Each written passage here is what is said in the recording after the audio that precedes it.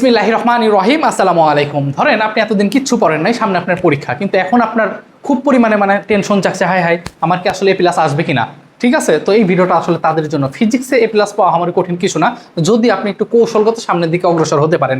So এই ভিডিওতে আমি সেটাই আপনার বলার চেষ্টা করব, এবং আমি 4টা অধ্যায় আপনাদেরকে দেখা দেবো, যে 4টা অধ্যায় পড়লে আমি এতটুকু ধরতে পারি আপনার A+ না আসলেও এর কাছাকাছি আসবে ইনশাল্লাহ। অর্থাৎ আপনার রেজাল্ট 70 থেকে 80-র মধ্যে থাকবে, এতটুকু আমি সিওরিটি দিতে পারি, যদি এই 1 মাসের উপর যে সময়টা আছে এই সময়টা আপনি যদি ফিজিক্সে সময় দিতে পারেন। আমি আবার বলতেছি, তো আসেন কথা না বলে শুরু করি।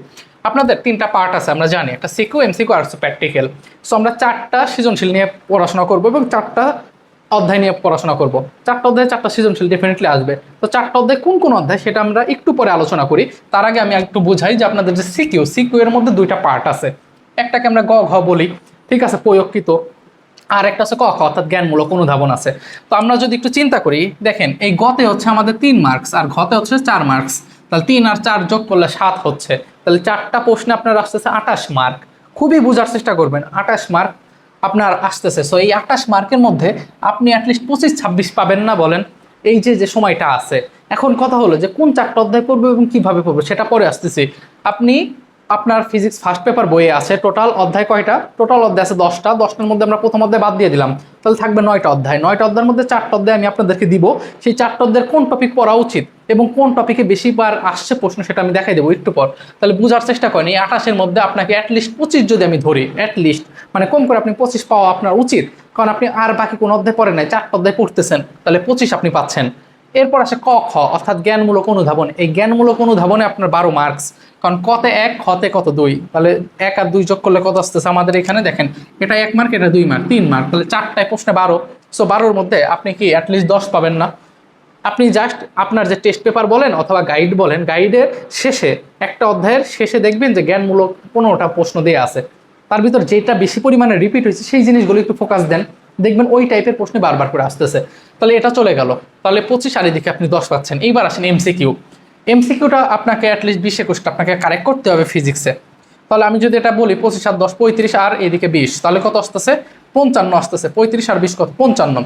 আর দেখবেন এই প্র্যাকটিক্যালের যে বিষয়টা সেটা হচ্ছে আপনার এক একটা কলেজে এক এক রকম, তবে অনায়াসে মানে যারা সায়েন্সের স্টুডেন্ট আছেন তাদের প্রত্যেকেরই ম্যাক্সিমাম সময় 24-25 দিয়ে দেয়। তাহলে এবার আপনি যোগ করেন, দেখবেন যে 80, মানে মিনিমাম 80 আপনার চলে আসে। এটা কাদের জন্য? এটা কোন স্টুডেন্টের জন্য? যাদের অবস্থা খুবই খারাপ, এই ভিডিওটা আসলে তাদের জন্য। আর যারা পুরো লেভেলের স্টুডেন্ট আছেন তাদের জন্য কিন্তু না, আমি ভিডিওতে এটাই বলতেছি। তো এই ছিল সামারি। এখন তাদের জন্য ভিডিওটা, যাদের 4টা অধ্যায়, কোন কোন 4টা অধ্যায় পড়বো। দেখেন, আপনি জানেন যে প্রথম অধ্যায় যদি বাদ দিই তাহলে 9টা অধ্যায় আছে।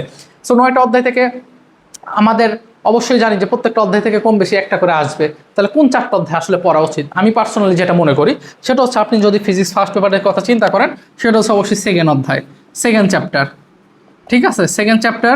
এরপরে যেটা আছে সেটা হচ্ছে আপনার ফিফথ চ্যাপ্টার, এরপরে আসে হচ্ছে 6, এরপরে আছে 8। কথা বুঝতে পারছেন? এই হচ্ছে 4টা অধ্যায়। এখন কথা হলো সেকেন্ড চ্যাপ্টারটা কি? Second chapter vector. এখন এই ভেক্টরের মধ্যে আপনাদের নদী নৌকা টাইপের অঙ্ক আছে, এটা খুবই ইম্পর্টেন্ট, এই টপিকটা আপনি দেখতে পারেন। এরপর আপনি দেখতে পারেন ছাতা বৃষ্টির অঙ্ক, ছাতা বৃষ্টি, এই অঙ্কটা খুবই ইম্পর্টেন্ট। এই 2টা টপিক অনেক বেশি ইম্পর্টেন্ট। আপনি যখন গাইডটা অ্যানালাইসিস করবেন দেখতে পাবেন যে এই টাইপের অঙ্কগুলো বেশি পরিমাণে আসছে, ঠিক আছে। কতক্ষণে ছাতা ধরতে হবে, একজন আরোহী, সাইকেল আরোহী সামনের দিকে যাচ্ছে, বৃষ্টি এত বেগে পড়তেছে, কতক্ষণে ছাতা ধরলে আসলে সে বৃষ্টি থেকে রক্ষা পাবে, এই টাইপের প্রশ্ন। নদীর এপার থেকে ওপারে যেতে হলে কতক্ষণে যেতে হবে, বা এপার থেকে ওপারে যাবেন কত সময় লাগবে, তাহলে সেকেন্ড চ্যাপ্টার ভেক্টর, এই জিনিসগুলো একটু দেখবেন। এরপর যদি 5 চ্যাপ্টারের কথা বলি বা পঞ্চম অধ্যায়ের কথা বলি, এখানে সবচেয়ে বেশি যেই টাইপের অঙ্কটা আসে সেটা হচ্ছে কুয়ার অঙ্ক। কুয়ার অঙ্ক, কথা বুঝতে পারছেন? একটা কুয়া আছে, সেই কুয়ার মধ্যে আপনি পাশে একটা মোটর সেট করছেন, তো কিছু সময় যাওয়ার পর মোটরটা নষ্ট হয়ে যায়, তো বাকি পানি উঠাতে, ঠিক আছে, বাকি পানি উঠাতে আসলে মোটরের ক্ষমতা কত লাগবে বা কত ওয়াটের মোটর আসলে আমাদের প্রয়োজন, এই টাইপের প্রশ্ন আসে। এবং শক্তি সংরক্ষণশীলতা খুবই ইম্পর্ট্যান্ট, শক্তির সংরক্ষণশীলতা এই জিনিসটা আসে। সো এই 2-3টা টপিক আমি জাস্ট আপনার মেইন থিমটা বুঝাচ্ছি, এই টপিকগুলো ইম্পর্টেন্ট, এই জিনিসগুলোর উপর ফোকাস রাখবেন। এরপর আসেন 6 চ্যাপ্টার, এটা আমার খুবই পছন্দের একটা চ্যাপ্টার এবং এখানে টপিকগুলো অনেক স্পেসিফিক। এখানে আপনার যে জিনিসটা চাই সেটা হচ্ছে কৃত্রিম উপগ্রহ, আমরা যেটাকে বলে স্যাটেলাইট। একটা স্যাটেলাইট যেটা আছে, ঠিক আছে, কৃত্রিম উপগ্রহ যেটা আছে, সেই উপগ্রহ 3টা জিনিস চায়। পর্যায়কাল চায়, সেটা কত বেগে ঘুরতেছে সেটা চায়, এবং উচ্চতা চায়, একটা টপিক গেল। আরেকটা জিনিস আছে, ভূপৃষ্ঠ থেকে কত উচ্চতায় জি এর মান চায়। ধরেন এটা হচ্ছে আপনার, আমরা এটা চিন্তা করতে পারি, এটা হচ্ছে আমাদের একটা পাহাড়, ঠিক আছে, এই উচ্চতায় আমাদের এই জি ড্যাশের মান বের করতে বলে, যে ভূপৃষ্ঠ থেকে কত উচ্চতায় আমাদের জি এর মানটা কত, খেয়াল করছেন, অথবা ভূপৃষ্ঠ থেকে কত গভীরতায় আমাদের জি এর মান কেমন হইতে পারে, এই টাইপের প্রশ্ন কিন্তু খুব বেশি পরিমাণে আসে। তাহলে এই জিনিসগুলো দেখবেন, অর্থাৎ এখানে আমি যেটা বলতেছি জি এর মান নির্ণয়, ঠিক আছে, জি এর মান এই টাইপের প্রশ্নটা অনেক বেশি পরিমাণ আসে, এটা আপনি একটু মানে খেয়াল রাখবেন। এরপরে যদি আমি দেখি 8-এর কথা যদি চিন্তা করি, 8 অধ্যায় আরও বেশি ইম্পর্টেন্ট, এবং সবচেয়ে মজার বিষয় হচ্ছে 6-এর সাথে 8 অধ্যায়টা অনেক সম্পর্কযুক্ত। কথা বুঝতে পারছেন? 8 অধ্যায়ে আপনি যদি দেখেন সেটাখানে আপনার পর্যায়কালের অঙ্ক আসে, হ্যাঁ, এই যে এই টাইপের সূত্র T=2π/√L/g, এবং আপনার বলে যে কোনো একটা দোলক ঘড়ি আপনি যদি পাহাড়ের উপরে নিয়ে যান, 10 সেকেন্ড সময় হারায় বা 10 সেকেন্ড সময় বৃদ্ধি পায়, তখন আমরা এই যে এই সূত্রটা ইউজ করি, T=C৮0400 × 2, এবং নিচে কি করি আমরা, C৮0400 ± n, অর্থাৎ যদি আপনার সময় হারায় তখন প্লাস মাইনাস এরকম করি 10 সেকেন্ড। তো এই টাইপের অঙ্কগুলো কিন্তু অনেক বেশি পরিমাণ আসে। সো এটা ছাড়াও কিন্তু 7 অধ্যায়টা অনেকটা সহজ, সেখানে পয়সনের অনুপাত, ইয়ং গুণাঙ্ক, y ইকুয়াল আপনারা পড়ছেন এই টাইপের জিনিসপত্র, তাই না, y ইকুয়াল FL/, কত AL পড়ছেন, মনে পড়তেছে। সো আসলে কঠিন কিছু না যদি আপনারা একটু বিচক্ষণতার সাথে পড়াশোনা করতে পারেন।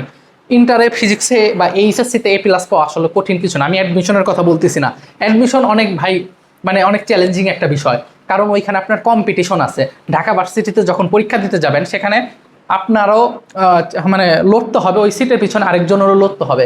কিন্তু এখন আপনি A+ পাইলেন, আপনার বন্ধু A+ পেলেও কোনো সমস্যা নেই, কারণ এখানে কম্পিটিশন নাই। সরকার বলে নাই যে আমরা অনলি 10,000 স্টুডেন্টের A+ দেবো, এখানে 80-র উপরে পাইলে A+।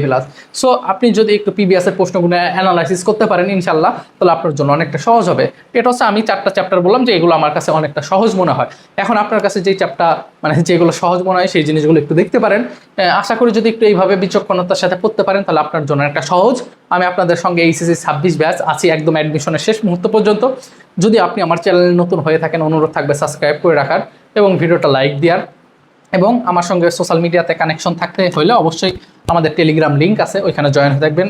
ভিডিওর প্রথম কমেন্টে পেজ, টেলিগ্রাম লিঙ্ক এবং গ্রুপ আছে। তো ভালো থাকবেন, নিজের খেয়াল রাখবেন, আর মনোবল হারায়েন না। হ্যাঁ, সৃষ্টিকর্তা উত্তম পরিকল্পনাকারী, হয়তো আপনার জন্য ভালো কোনো কিছু লিখে রাখছে। সো চেষ্টা করতে থাকেন। আসসালামু আলাইকুম।